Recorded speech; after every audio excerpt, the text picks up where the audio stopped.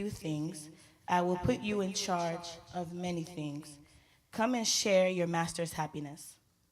Then the man who had received 1 bag of gold came. "Master," he said, "I knew that you are a hard man, harvesting where you have not sown, and gathering where you have not scattered seed. So I was afraid and went out and hid your gold in the ground. See, here is what belongs to you." His master replied, "You wicked, lazy servant. So you knew that I harvest where I have not sown and gather where I have not scattered seed. Well then, you should have put my money on deposit with the bankers, so that when I returned, I would have received it back with interest. So take the bag of gold from him and give it to the one who has 10 bags. For whoever has will be given more, and they will have an abundance. Whoever does not have, even what they have will be taken from them. And throw that worthless servant outside into the darkness, where there will be weeping and gnashing of teeth." This is the word of God. Thanks be to God. So we've all heard it here. So what's this part of the Bible telling us? First of all, it's telling us that we have to work, right? Each and every one of us has a talent. We have doctors, we have pharmacists, we have IT professionals, we have people that sing, we have a pastor. Everybody has a talent, right? How you put your talent is what your reward comes. That's how you get your reward. And you have to put your mind to the work that you do, because God is going to bless you with your hard work. So, with the talent that we have, if you decide you're not going to work, we saw it there, the guy that they gave 1 talent, he decided he wasn't going to do anything, he hid it. Meaning everybody has, it depends on the level of talent that you have, but you have to put your talent to work. And if you decide you're not going to work, let's imagine what happened. The Bible didn't say what happened to that guy that had 1 talent, but he might have been depressed, he might have committed suicide, his wife would have left him, so many things would have happened to him, nobody knows, right? So now, it's going to lead now. So now if you decide to put your talent to work, it already talked about interest. You're going to get interest on what you're making. So that means you're making more money, right? How do you now invest that money? What are you supposed to do to invest that money? Because we're also going to look into the Bible to see when you're making money in the times of our youth, when we're young, it's also important, very important and imperative that we put aside some money for investment, right? So let's look at the book of Genesis 47:24.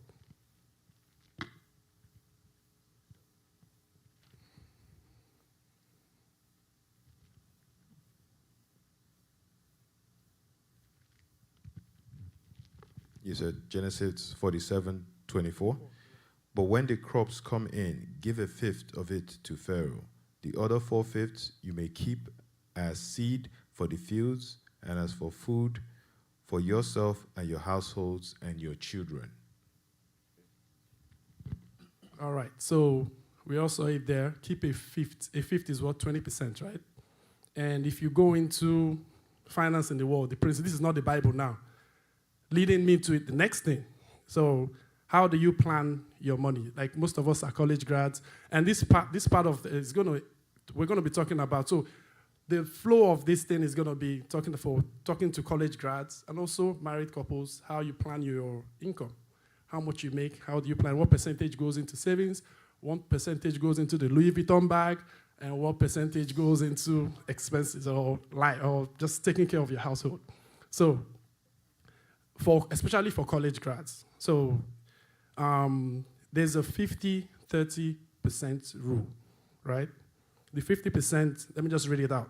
50% of net pay for essentials, groceries, bills, rent and mortgage, debt payments and insurance. 30% for spending on dining or ordering out and entertainment.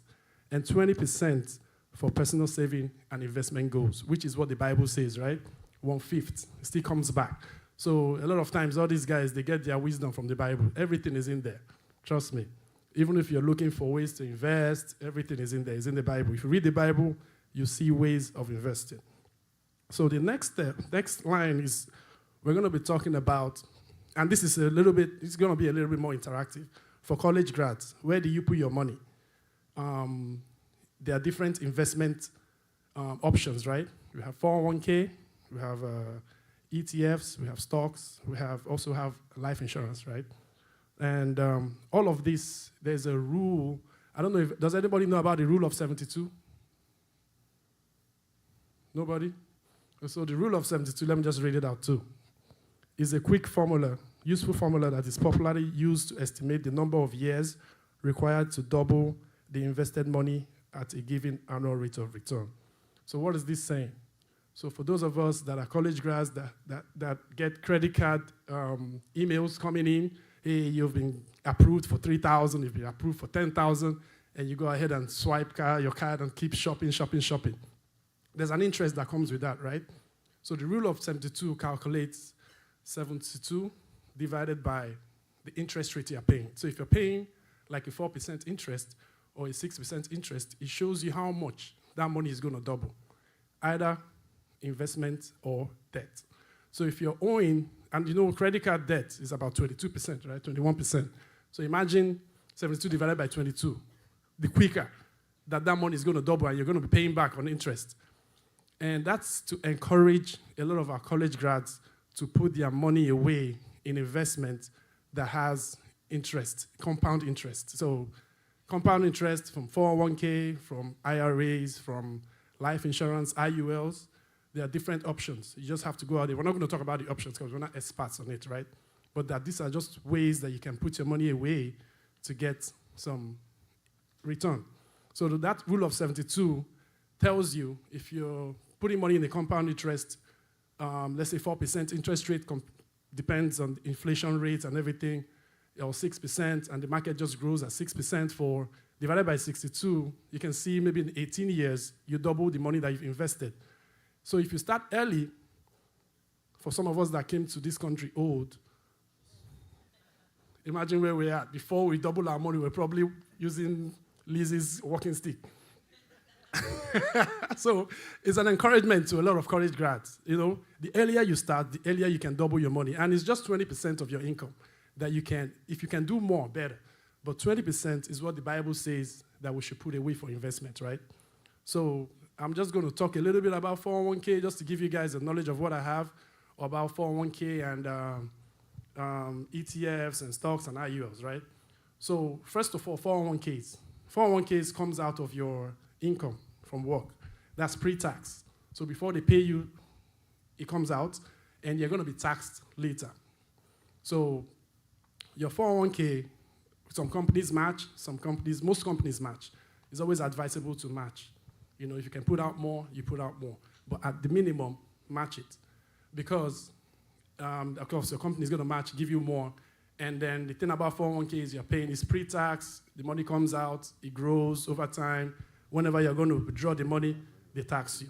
That's why, me personally, I always advise at least match it, right? And then your ETFs, also like your 401k. I mean, the ETFs are just investments that you can put your money away. I mean, I know Okolo is an expert in that. Put your money, it's like stocks, but it's not necessarily, it's less risky. Stocks are risky, right? You can put your money in stock today and the company goes and you're gone. But ETFs is a stock that collaborates, how do I use the word? Like it's a combination of so many companies, right? So like if there's an investment, S&P 500, it comes, Tesla is in there, Apple is in there, different companies make up that ETF. So if one company is gone, the ETF still stays strong because all companies can crash at the same time. So if you put your money in ETF, it grows gradually. It's a good way to invest your money as well. And then, okay, you have a question? Okay. I have to Google that. Okay, exchange traded funds. Thank you. We have smart people in here, man. Oh, man, look at me. Okay, so exchange traded funds. And then we have stocks, and then we also have the life insurance, right? IULs. So I always advise, if you're going to do life insurance, you do the IUL, because the IUL gives you an opportunity to invest money on the side that grows by compounding too. And at the same time, you're covered, like your life insurance, you're covered. So I think that's where I'm going to stop, and then we're going to move to taxes, because after making that money, the government comes for you. So we have to talk about taxes a little, so I'm going to give him the mic now. Thank you so much, Bro Kinsley. I just wanted to be on record. I'm not here as an employee of the IRS, please. No, that's the fact. So it's against our job. So I'm not here as an employee. Okay, please. Yeah, I just want that to be on record because I can see it's been recorded. Yeah, I have to send. I sent an email to my boss yesterday, so she said she replied and she told me and she listed the rules and stuff like that. So let it be on record, please. Thank you. Yeah, I know most people really love to hear that part, but I'm sure this part they don't want to hear about taxes at all. I have an uncle. Every time he sees me, Sunday, I like you, but I don't like who you work with, just because of. I prepared a little stuff for small businesses. So I don't know exactly so, but I'll go. I'm not going to take much of our time. But just be careful when you make that money. Make sure you pay your taxes. If not, they will come for you because you're going to need it. So the first thing I'm going to talk about, I said I titled it "Tax Deductions for Small Business." But I'm going to go into individual taxes later. But I'm just going to run it through because I wasn't really prepared for this stuff. So there was probably you might know because it's online anyway. So my first point is a business meal. You have every right to deduct about 50% of your meal. I don't know if you know that. Yeah, you have up to 50%. You can deduct 50. 50. Also, this is an interactive, so you guys just exactly. listen So and So anytime you just hear, just listen and just so 50%. Up. I have a question. Okay, go ahead. Do you have to mention the business? Thank you.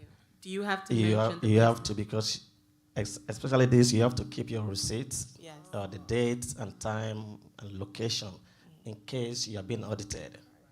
But sometimes they send you letters and say, okay, we need so information from you, and that might delay your tax refund and stuff like that. So let's say I'm having dinner at home. If I mention the business, I can deduct groceries. But be careful. That's all I can say. I'll keep the receipts. Yeah, Thank keep you. the receipt, dates and time, everything. So, but to qualify, the meals needs to be related to your business, and you need to keep the following documentation, like the receipts, date, and time. So the next one is your travel expenses.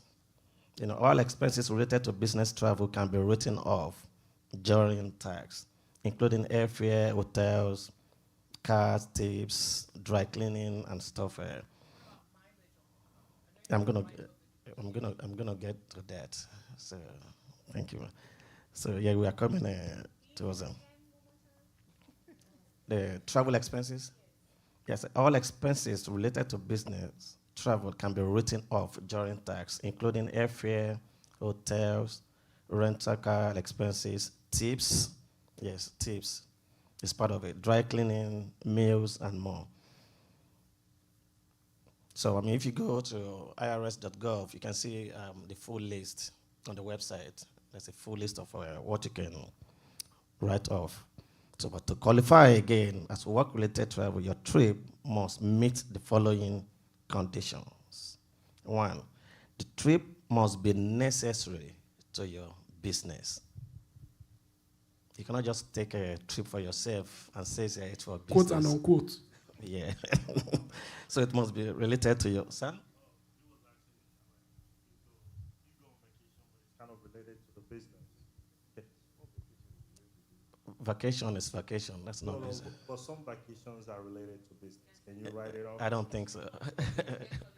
Or you would never call it vacation. If you travel, don't say vacation anyway. Yes. Okay.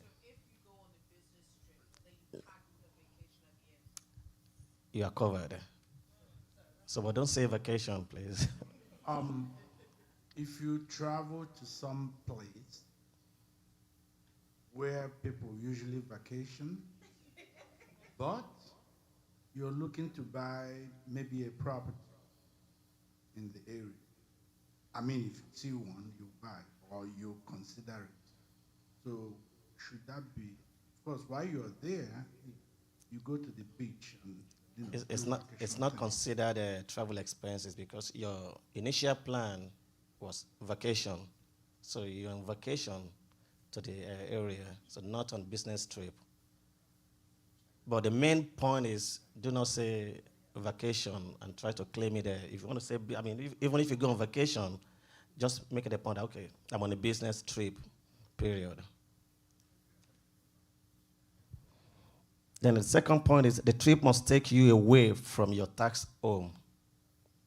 That's a work rate, like where you are working, your office, so your tax home. So the trip must take you away from your tax home, that is the city, the area in which your company conducts its business. That's what they call work-related travel expenses. You have to go out of your area of your business before you can claim it. Yeah, like another city, let's say Missouri City to Houston or Sugar Land. If you have a business in a Missouri City, so you have to travel out of, yeah. Then the next one is you must be traveling away from your, okay, I think for longer than normal working day. That's another condition. You must be traveling away from your tax home for longer than a normal work day, and it must require you to sleep or rest on route. So there are so many conditions attached to it. So,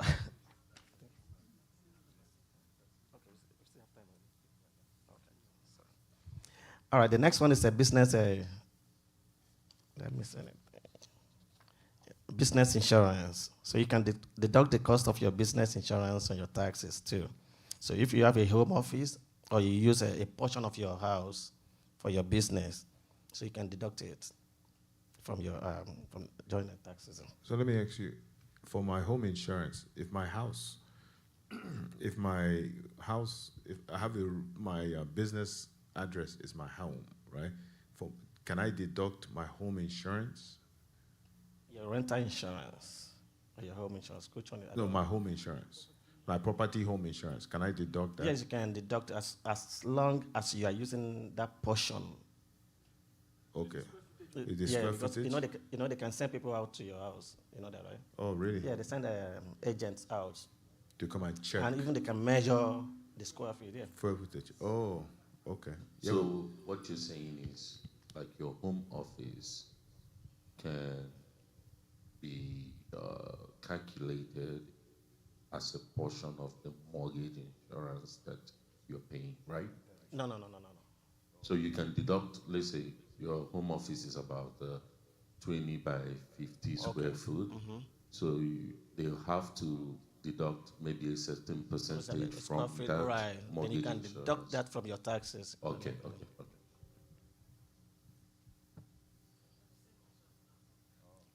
Are we clear? Yeah. Okay, thank you. Sure. If I have a home office, but I work not for myself, can I deduct that? No. That's not part of your business. So do you still, like she said, must you have a registered business in order for you to do that? Like yes. An LLC or sole proprietor? Yes, ma'am. Okay. We are talking about small businesses. Right now, so. Any other question? Okay, the fifth one, I think I'm just going to rush through.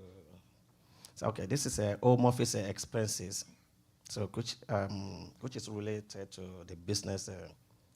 So I already said earlier that IRS can send people out to your house to inspect or to do anything. They can even measure the square feet that you said you are using. So they send people out most of the time. So please be careful when you record. So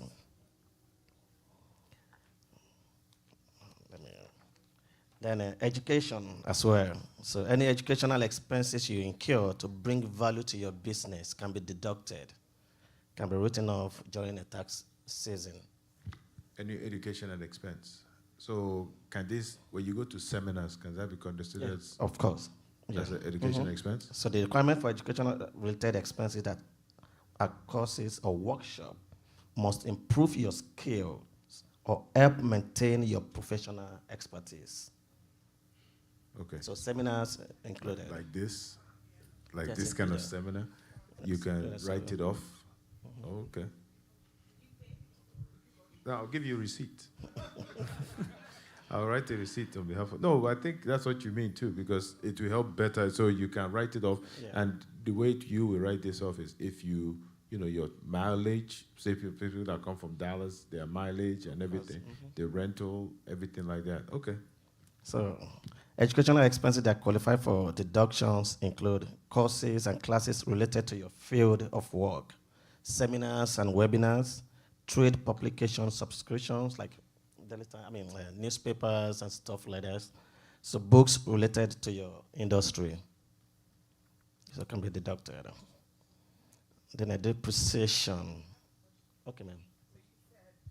Related to your expertise, or so you cannot have one for self-help or like self-enrichment for yourself. No, Can you? You it's not cannot. related to your business. But it helps you get better, so your business can profit from that. If you No? say that, then it come for you. I know. So, depreciation.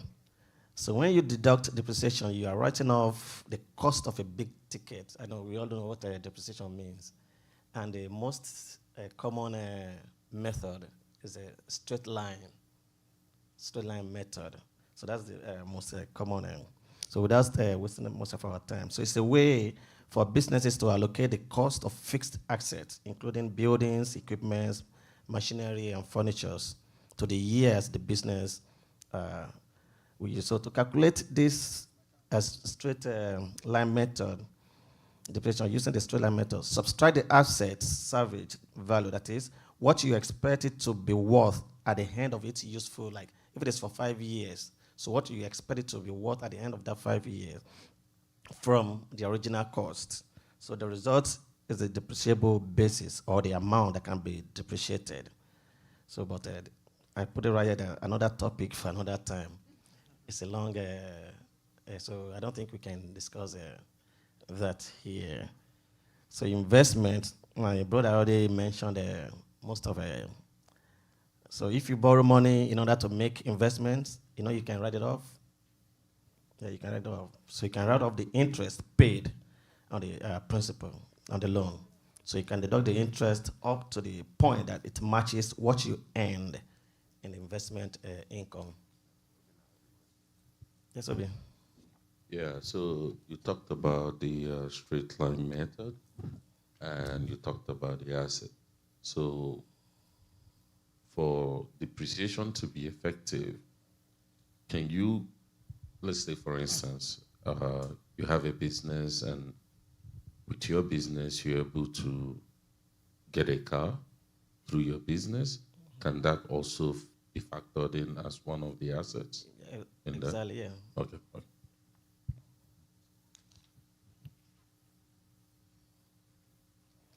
Okay. Mortgage interest. So you can deduct interest payments made toward mortgage loans to buy, construct, or improve your home if you use your home for business. Right. Proportional, yes, you're right. Exactly. Yeah, can I ask? So for people that do a lot of renovations in their house, can you deduct that? Well, I'll say no. Yeah, I'm just like, because you said, so you spend money in your house. You can't deduct anything. No. What do you? I just wanted to find out, and that loan can be any type of loan. It doesn't have to be like a mortgage. It can be a home equity line of credit. It can be a credit card amount. that loan can come from any source as long as the funds are used to renovate a I home would think that. so.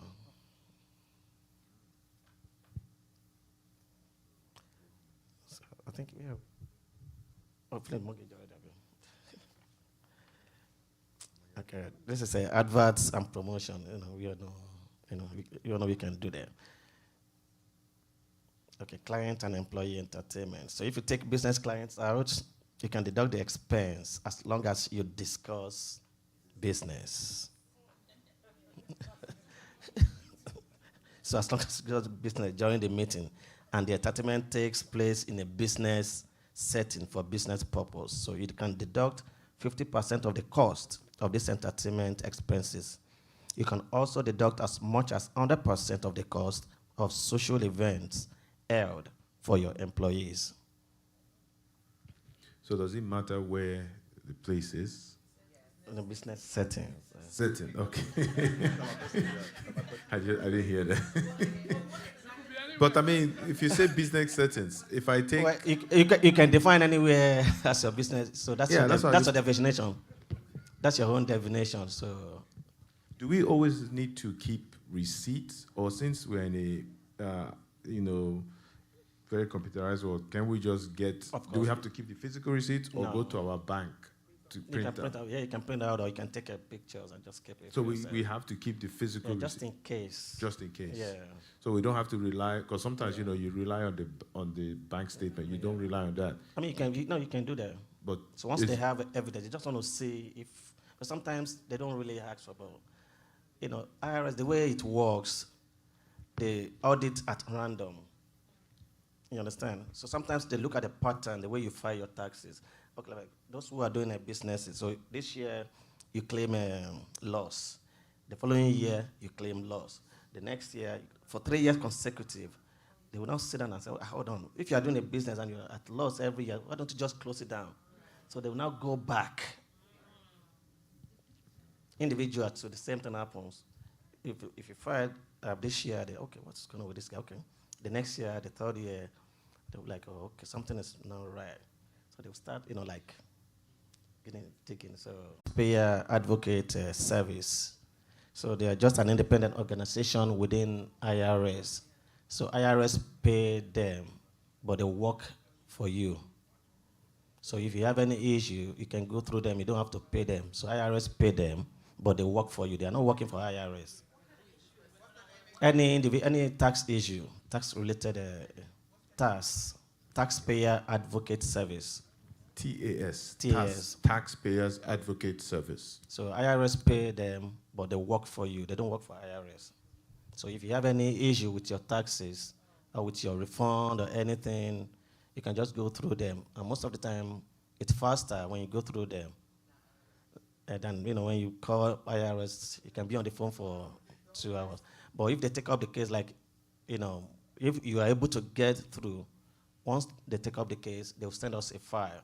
So once we see that file, whatever we are doing, at that particular time, we have to leave it and work on their cases. So that's why I said it is faster. I don't have their number offhand, but I have each state has they are in downtown.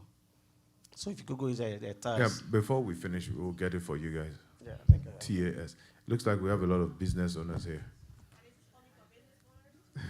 Yes.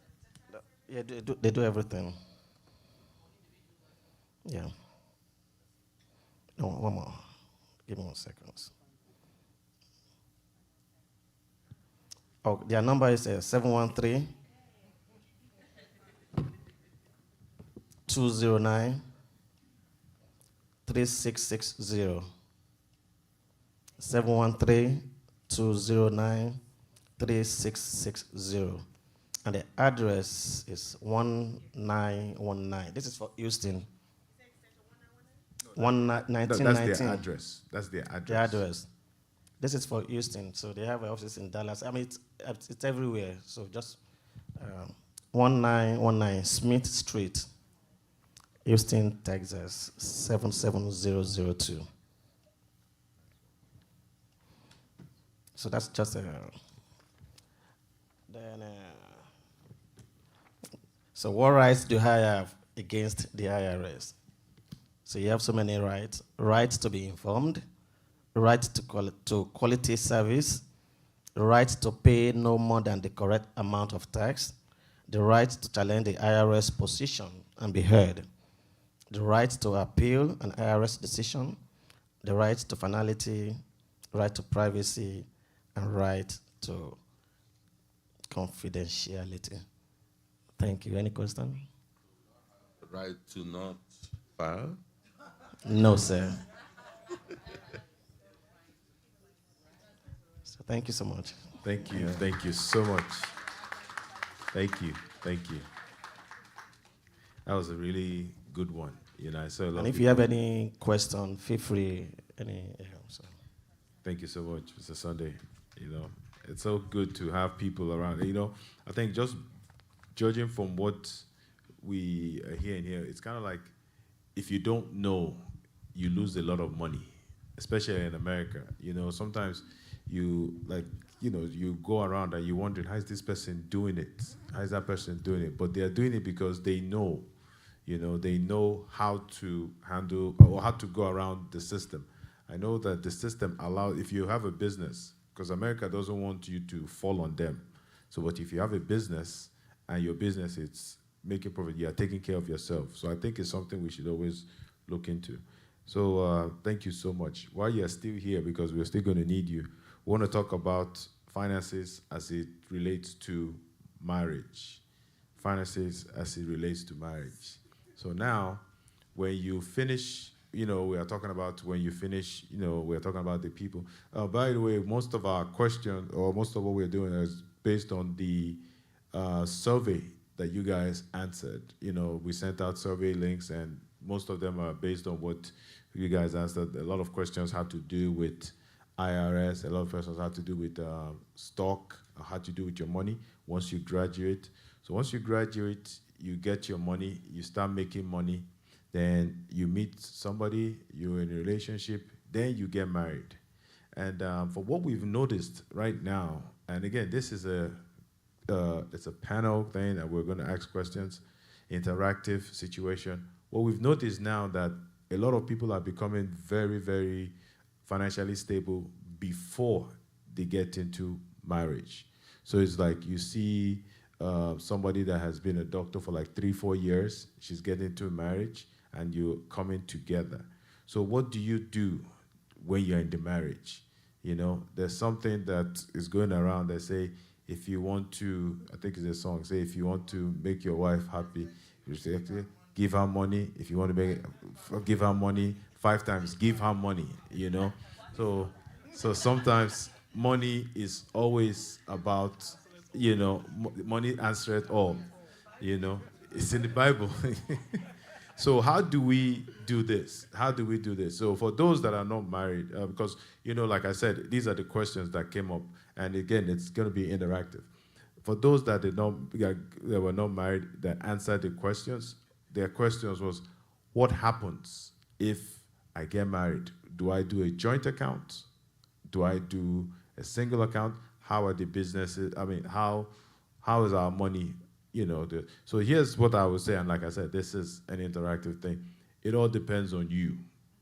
It depends on you. It depends on how you are able to manage. But you have to understand that when two of you have left, you are now one. So you have to look at each other. You have to look at each other as one. So because you've moved, imagine you have a house. And again, talking about Texas. In Texas, if you are living with somebody for 6 months, automatically both of you own each property. So if you are married, if you are staying with your boyfriend or something, and you stay for immediately it clocks 6 months. If you guys break up, he can take half of the stuff that you own, anything at all. So that's something to look into. But marriage, let's ask each other, is it advisable to have a joint account?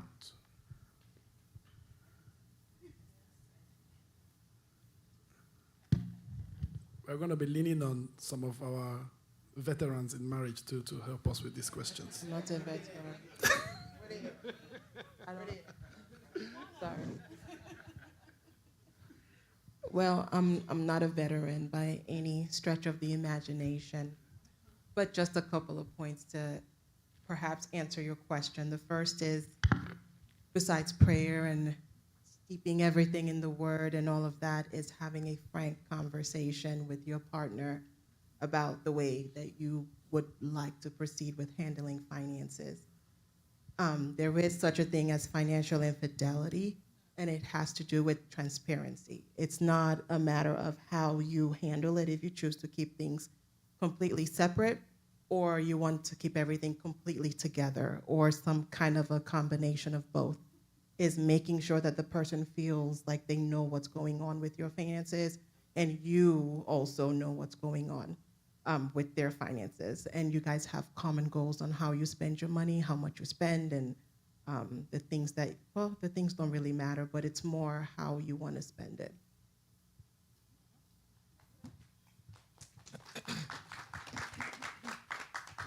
So I agree with everything Izine said. I think this question is maybe a little antiquated because in this day and age, you have usernames and passwords to stuff. So you can kind of see how everything is managed. But God is interesting the way he does things, right? I think every couple has a spender and a saver. And depending on who you are, if you are the saver, you may want to be the one who is ensuring the savings happen. My approach has been, as long as the savings happen, I don't really care what else happens. Because if you are literally watching every penny, you're gonna go insane and you're gonna drive your partner insane. So as long as you've done the 20%, I'm not sure I'm at 20%. But as long as you've done the 20%, then you can feel free to sort of let everything else happen, so.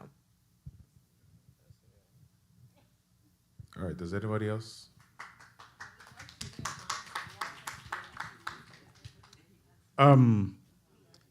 You know, right here, right now, we have two different classes of people. One class of people, one group of people are those who we may call old school. And then the second group of people are those that we put into the new generation. From the old school, the wife has her own account, and the husband has his own account. And the husband may be giving the wife a certain amount of money every month, maybe 3,000 every month, to take care of things. And they don't necessarily have a joint account. The thinking these days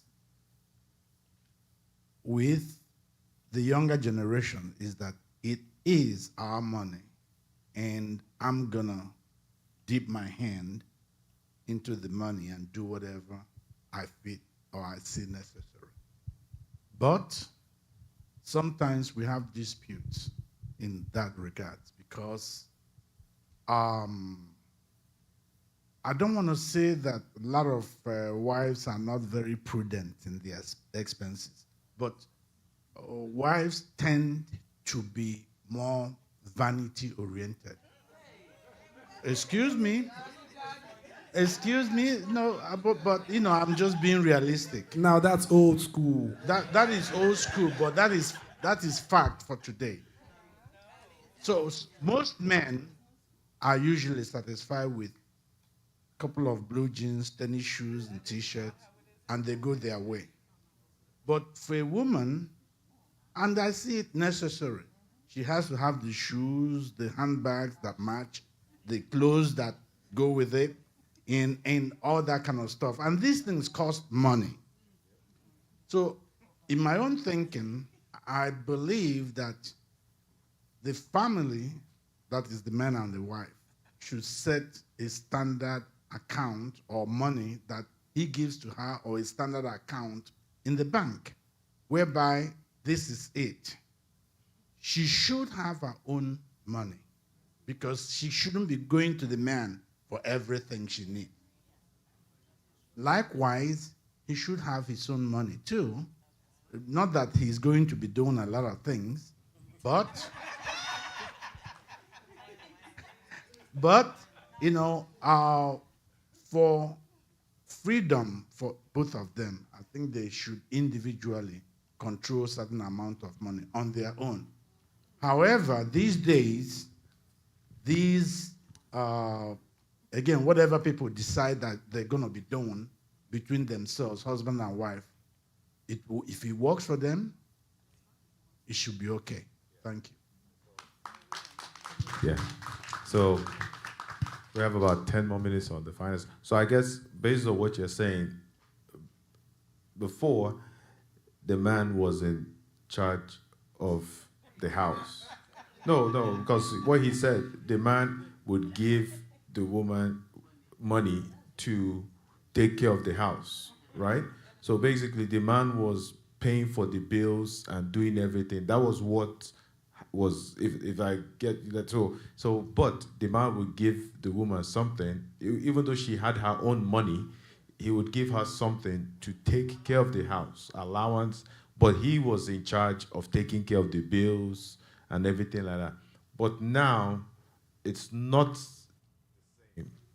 the same because now women are bringing in their own money to, even women have more money. So I think I think that's what you were saying, that the man is the one that takes care most of the bills and everything. If that's what I'm saying, yeah. All right, just to add my own 2 cents, I think the key, first of all, is starting early when the marriage is just started. I'll be 8 years in marriage. I've got 3 kids now. One thing that worked for us, to be practical, is that while we were still doing the $12, $15 job, we've already marked what we want to do. The high you talked about, the college fund for the kids, the insurance, all those things, it's already locked in everybody's account. So at the end of the month, everybody knows what they pay. Now, the order, we know this one pays this bill, this one takes care of the food. So everybody have those responsibilities already locked in. And by the time you satisfy everything that we've agreed to do, then whatever is left, go for your Louis Vuitton, it's up to you. And again, before I drop the mic, the key is actually starting early. Because if you wait till when she now starts earning more than you, or when something changed and the economy now improved on one side, and suddenly you remember, as the head of the house, this is what we have to do, then there will be some suspicion. So we have to make it early, lock it in, and improve from there. Thank you. Okay, so I actually have not a comment, but a question, right? I'm glad to hear from Daddy. Daddy, we appreciate your perspective. But we also have some younger men in the audience, right? And we've talked about how things worked in the past. We've spoken about, as Pastor there says, before you even start making so much, you've planned things out. But for the younger men in the audience, right? And we know that sort of this generation, especially Gen Zs, they have a different perspective, right? So for young men coming up, what are your expectations I'm not really looking at you, but I just happen to turn around.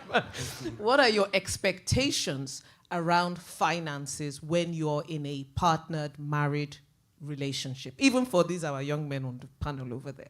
But what are your expectations? Because we've spoken about things from a traditional view, and women have spoken expressing their view, but it's good to hear what the young men expect. Before the young men will answer this question, marriage has been instituted by God right from day one. Whether we're in Gen Z, or Gen F, or Gen X, or Gen whatever you may want to call it, there are God's standards, and it has never changed. No matter where you are, you could be in the United States or in Iraq or wherever. God has one standard, and that standard has never changed. So I would advise any one of us to seek God's standard for their marriages, and that will be the solution. Thank you. Now that Daddy has spoken, no, you people should not change what you were going to say before Daddy spoke. Let's hear the truth of your opinion, please. Okay. I want somebody else to answer. Does anybody else? What's the wisdom from Okolo? So I'll have. I don't know if I'm in the age bracket that you're talking about, and I'm almost clocking 10 years in marriage. So, but yes, I'm a millennial and all that. So, but I can relate to the question that you just asked because I've happened to interview or talk to some folks, younger folks, that want to get into marriage, and guess what? I keep hearing this whole thing about, oh, the girl is supposed to be financially stable. I have to know what her credit score is. I have to know what her debt limit is, and I have to know what her purchasing power is. I was looking at, before you get into marriage, I was like, that is a recipe for disaster. When you want to marry, yes, it's good to look at the finances, but that shouldn't be the number one thing. You should be able to, first and foremost, like Daddy says, seek the face of God, and also seek your own face, which is, what do you really want, before you put anything on another person. So for me, finances never even crossed my mind. Never. If he had, I think by now I should be divorced. So, and this is an advice also to the younger ones. I'm not saying you shouldn't, look at finance, but first look at your own finances before you start expecting something from another person. Because if your own is not at par, then why should you expect someone else's finances to be at a certain level before you guys get into marriage? Another thing I want to also point out is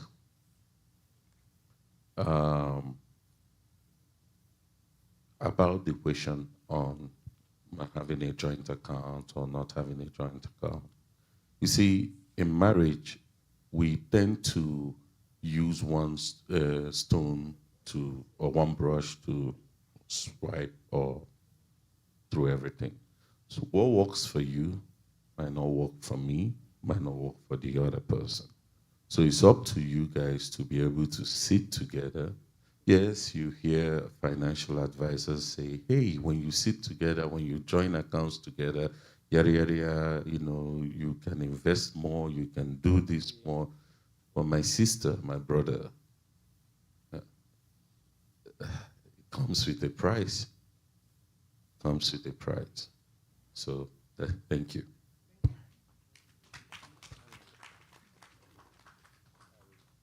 Like 2 more questions before we end it. Yeah, so I don't know. I'm looking at someone. I just want to hear from him. Raymond, you have anything to add for Raymond?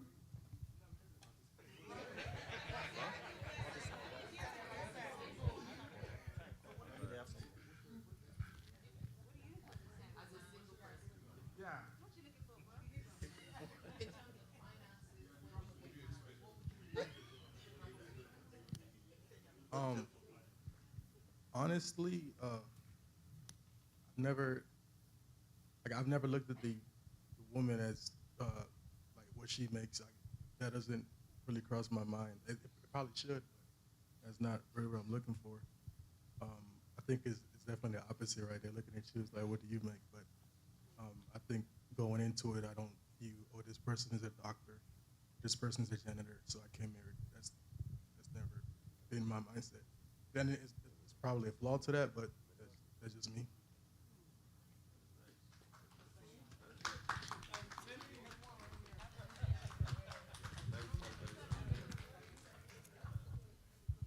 Hello, everyone. So my question is,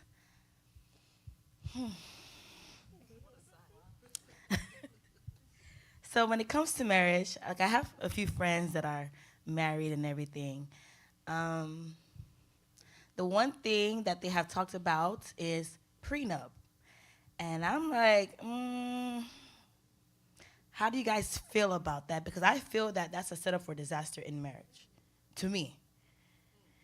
A lot of like young folks like us go into marriage not knowing what marriage entails, because you don't learn about marriage before you get there. They just kind of go in and expect this and that, and then when it comes to splitting, I guess, assets and things, they're already thinking of failing before they can even. So how do you guys view prenup or something like that? Well, if you, Oh, okay. All right. This is a very good question. We didn't even think about this question yesterday when we were prepping, right? So this is brilliant. So when I think of prenup, there are two things, right? As you say, are you planning to fail, or are you being sensible and sort of being proactive to talk about, what the worst case scenario is? Prenup is not something that is, from a cultural perspective, a language that I'm looking at sort of demographic in the room. I don't think it's a language that anybody in our demographic or the demographic represented in this room would think about, right? So that's the first thing. From the second area is spiritually, if you're going into a biblical marriage, now the Bible doesn't admonish you to prepare for the failure of the marriage, right? So that's the second thing. The third thing, and this is where I put my legal hat on, is it's also sensible to think about the worst case scenario, but it's a difficult discussion to have if you're in a romantic relationship leading to marriage, right? Why are we talking about what's going to happen if things fail, right? Now, I don't have a position on whether people should sign prenups or not, but from a legal perspective, where are you getting married? Because if you're married and your marriage is in Texas, well, before you get married, let's call a spade, right? How much money do you actually have prior to getting into a marriage that you're looking to protect with a prenup? First question, right? Second question, if you're married and you live in a place like Texas, Texas is a community property state. So everything you owned prior to the marriage remains your separate property. So even with a prenup, without a prenup, they can't touch your separate property. And that also includes monies you inherited in the marriage, any insurance payout, whatever, that would remain separate property. However, because it's a community property state, anything that you acquire, you earn in the course of the marriage is marriage community property, and then it's split 50-50. So then the question is, where are you married? Where are you living? Is it actually worth putting a prenup in place? And then prenup, when you see it on the TV, it's billionaires that are talking about it, right? Let's call a spade, right? Unless you have millions in, say, your 401k, for example, and you want to protect that, right? So I think it's sensible, just sort of given the fact that this is where we live, and you're going to, the marriage, by the grace of God, if it's blessed, you're going to accumulate a lot of assets in the marriage. But if you're in Texas, that's community property. It belongs to both parties in the marriage. Thank you. So we have like two more questions, and or two more stuff, then we'll finish it up. Somebody has a question. I wasn't really going to talk too much, but I'm talking quite a bit. The response to her question about prenup, I still think it's part of the perversion in today's society. For a Christian marriage, for God's sake, the word prenup is non-existent. One, if there is that tendency that you are going to split ways with somebody, why get married with that person in the first place? So you wouldn't go that far to get married with that person. And let me be honest with you. While you're courting somebody, while you're dating, while you're saying I love you, and all that stuff, you will see the signs from that person, from him or from her. You will get the indication of who she's going to be, if you're going to tolerate her, if you're going to tolerate him and vice versa. So that prenup is, like I said, part of the perversion in today's society. For this congregation, this gathering right here is a Christian gathering. You cannot mix the worldly values with Christian values. If you really want to look at Christian values, again, you keep going back to how God wants the marriage to be. And I do not think that prenups or whatever you all may call it is part of what God wants us to consider. Thank you. You have a question? Yeah, she has a question here. So thank you, Daddy, again. And he's talking, pretty much said a lot of things about this, and she really detailed it. The one thing I want to add is, when you think about prenup and possessions, that's really what you're thinking about.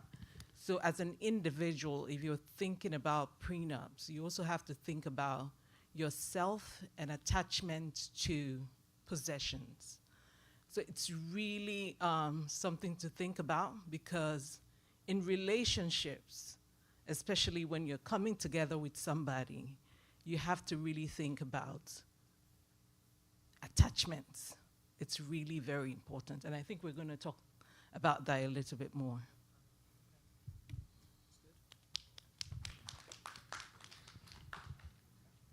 Praise the Lord. Okay. So I like to play devil's advocate sometimes. So I'm hearing everyone say, as a Christian, should not do a prenup. That should have no place inside our family line. But Lawyer is here. I do, as an attorney that does we see a lot of different clients, right? Christian, non-Christian. And something that I've come to understand in my line of practice is humans will always be humans, Christian or not. We tend to take that part away, especially when we're in a setting like this. We're rationally thinking. We've married someone or we're in a relationship with someone. We want to do the faith walk thing, and we forget that human beings are human beings, whether they're saved or not. There are going to be some people who have an inclination to things, and especially in this day and age where, especially as a female, you have walked hard. You have become whatever it is that you've become prior to marriage. You get married, especially as a Nigerian, African, Christian female. There's a lot that we would have to give up. And it's okay. If you want to not sign a prenup, that's fine. I also have seen Christian females, while they're married, they kind of sense uncle doing something, uncle's hiding money or whatever the case may be, and they come to my office and say, hey, I want a prenup. Christian females glorifying God in heaven in the church. I'm not going to say, yeah, you're not a Christian because you want to sign a prenup. At the end of the day, wisdom is profitable to people. We keep on trying to displace wisdom and put in its place faith. That's not how it works. You still have to be wise about things. If God has given you tools to live a godly life, please use them. Do not displace wisdom and say, okay, you know what? Nah, I'm not going to be wise about this. If I'm not good with money or he's not good with money, I'm just going to put it all on faith and let's work this together. No, please be wise. So a prenup in some instances is helpful to just make sure y'all are, to me, the way I write them is actually showing that you guys are not attached. So yes, you can still live life without a prenup, work as long as both of you guys are working. Well, that's my kid.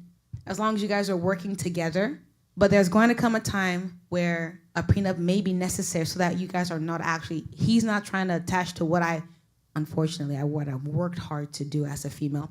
And he's done well for himself. He's built up assets, businesses, and he may feel like the only reason why you're with me is because of these things. So let's put that aside. This is mine, this is yours. Everything else that we've got moving forward outside of the prenup is now ours. To me, the way I write them is, okay, you guys don't focus on these assets. This contract now says, this is yours, this is mine. Let's build whatever you want to build together. So it depends on the person. Prenup or not, human beings will be human beings, Christian or not. And as Christians, I do think you can be wise about some things, and prenups can involve wisdom. Thank you. Before we end that, Reverend, you say you had a question? Okay. Okay. Isn't it you have something? Sorry, and I'm sorry, I don't know your name, but Chisom, yes, Chisom, thank you so much for bringing a different perspective. But one thing I wanted to point out is when we say a Christian marriage, that word Christian, we have to live it. We give it to all of us that say that we're saved, but we that are in marriage knows that there are very unchristian moments in marriages. And if you are in a marriage, God forbid, that has a lot of unchristian moments, you know, it can be very difficult to find the head from the tail or to properly situate and orient yourself for a successful, comfortable life.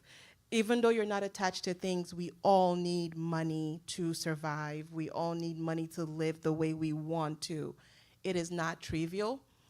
So when we are making these decisions, by far the most important is making sure you're actually marrying a Christian man, not just one that goes to church, because the devil goes to church too.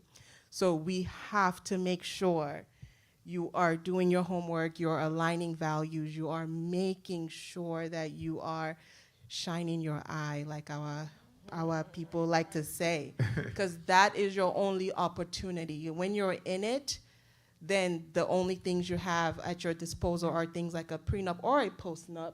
Doesn't have to be signed before you get married, it can be signed after. But these are things that I think maybe if we change the way we see them, it can actually be more protective for all parties involved, not just one or another. Thank you. But thank you so much, everybody, for that. And at the end of the day, we round this finance up. We just want to make sure that, you know, we understand that each person's finances is different. You look at which one works for you, but the key is communication. If you communicate with your partner, with your spouse, and make them understand, and you know, it makes it easier. But again, I want to thank Kingsley. I want to thank Sunday for helping me out in this, and I just appreciate that this is it. So let's end this one, and we'll call Mamari. So thank you for everything. Thank you so much. Thank you. Thank you. Now I want to call Isoka to come up and handle the other part of the part, and just want to thank you. Yeah. This before I just want to say she helped me out planning this. You know, a very good friend of mine gave me her number, and she really did a lot. So I just want to introduce her, and thank you. Thank you. Good afternoon, everybody. My name is Isoken Aderele. I will be moderating the remainder of this afternoon. I enjoyed the lively conversation we just had, and I think it's a very good segue into some of the things that we'll be talking about for the rest of the afternoon. So at this point, I would like to invite the panelists that we're going to have sort of leading the conversations that we're going to have this afternoon. So if you're on the panel, please can you come up, and then I'll introduce you, or you'll introduce yourself. So if you're on the panelists, if you're one of the panelists.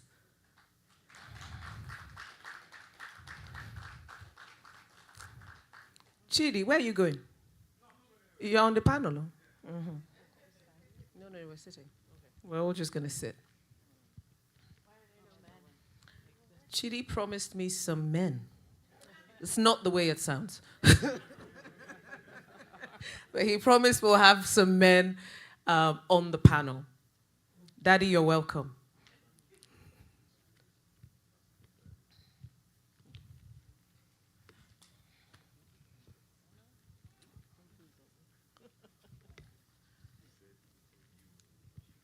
Okay, so what I would like to do is just very quickly have each of the panelists introduce themselves. Abela, you start first, and just please pass the mic all the way to the end. Hello, everyone. My name is Abela Iloanya, and I am happy to be a panelist here today. I am the CEO of Mod Chic Couture.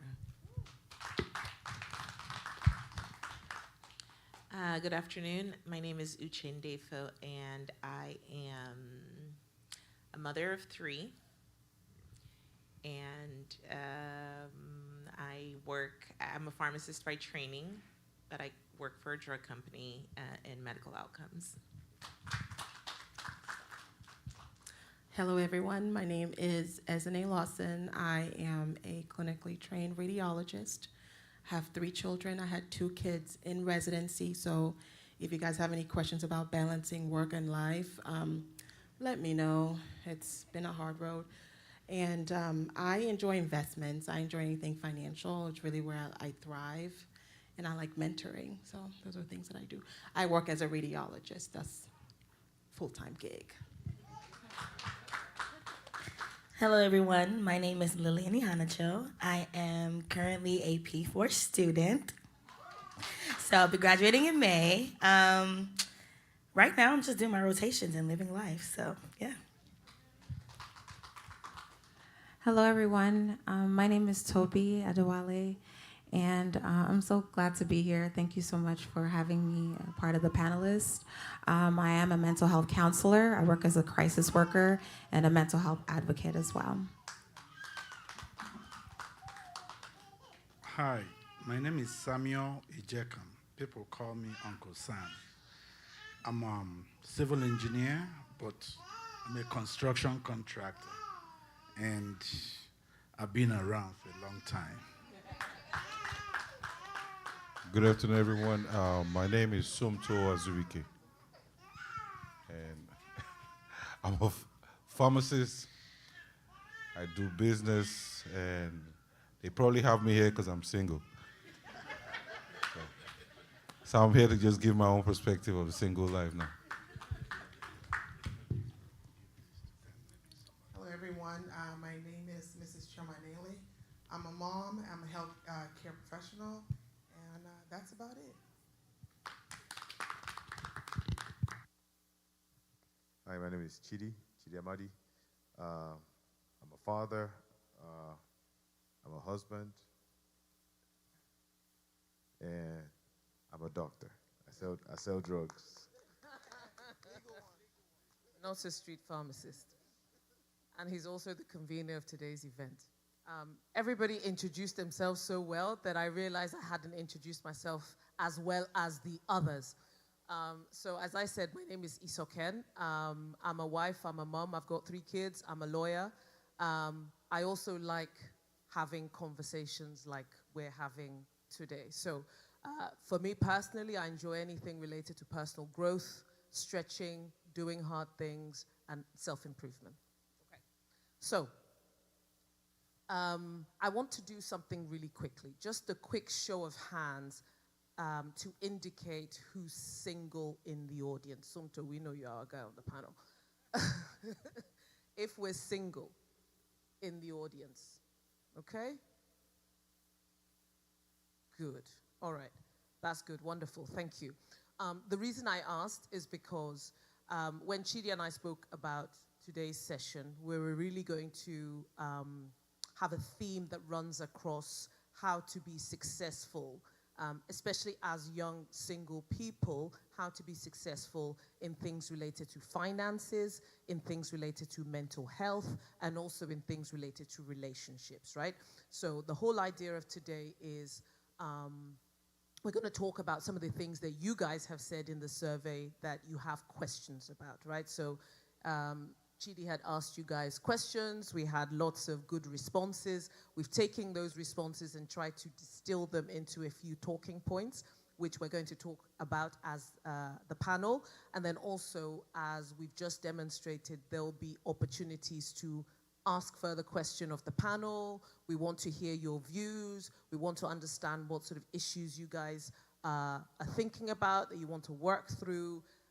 As we want difficult questions, right? I didn't tell them this yesterday, but we do want, probing questions that go beyond just sort of the surface things, right? Because I think a lot of people here have a heart for not just young people, but, we want to ensure that everybody's equipped to face the life that they have out there and to be successful, okay?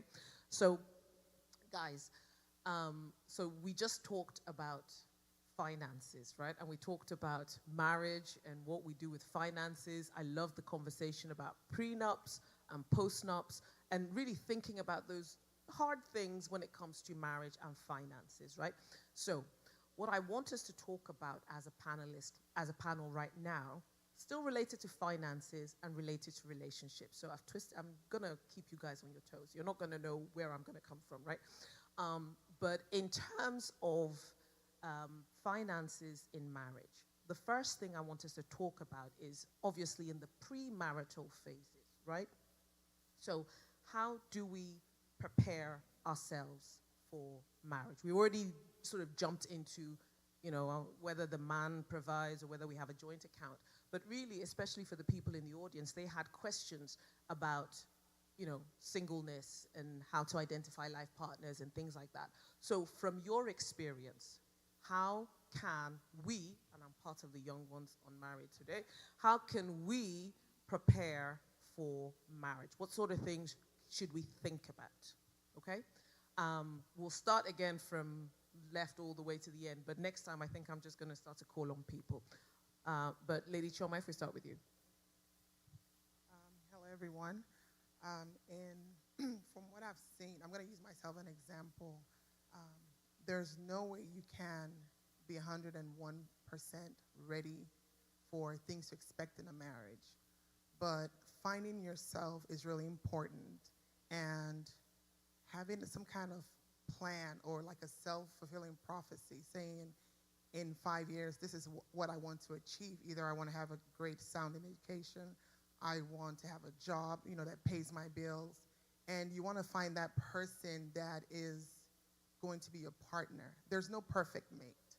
So I think part of it is also that your faith should be number one also in that. There's this thing they say where this young flower comes up, you're beautiful, every bird wants to perch on you at that time. Give you a couple of years, the birds are gonna move to the next flower. Another couple of years, the birds are gone. So as women, don't keep yourself out there for too long. And if you're out there, you wanna know what you're looking for and pray towards it. We don't have to wait till we're 40, 50, and we're, try to raise the ceiling to come down. But your faith should be number one. But also find yourself and know what you want. And don't do things because everyone around you is doing it. You have to find yourself. Abella? So this is a very interesting question. It is interesting because in life, when we do things, you're going to school, you want to become a pharmacist. I'm using pharmacy because I think I see a few pharmacists here. You prepare for it. You go to school, you go to class, you make sure you submit your assignments, and you take your exams. You work really hard, right? But marriage is one of those things that is like a life situation, and nobody really tells you you have to have a skill. It is something you have to be strategic about.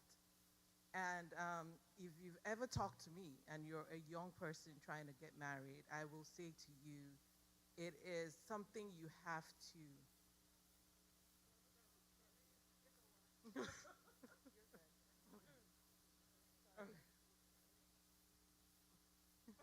Okay, so the one.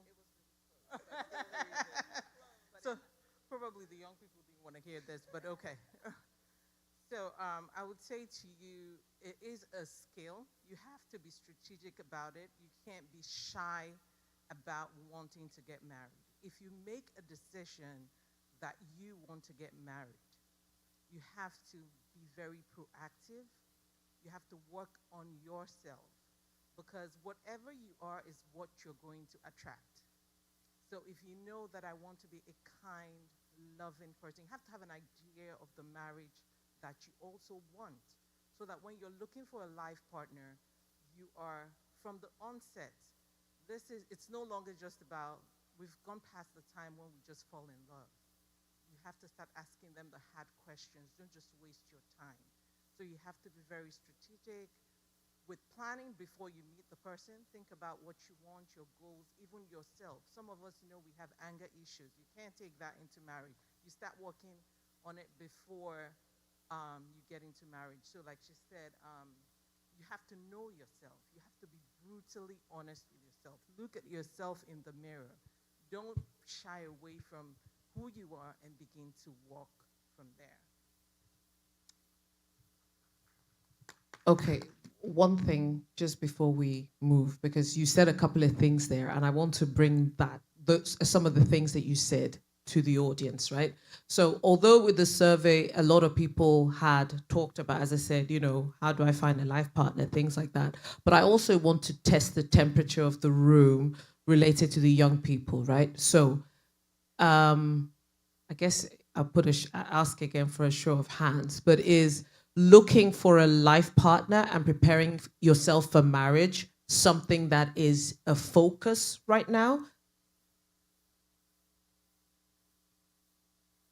Is that yes, no?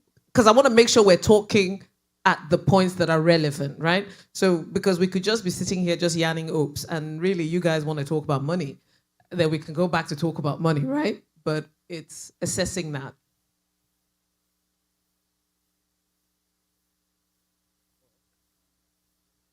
Okay, sir.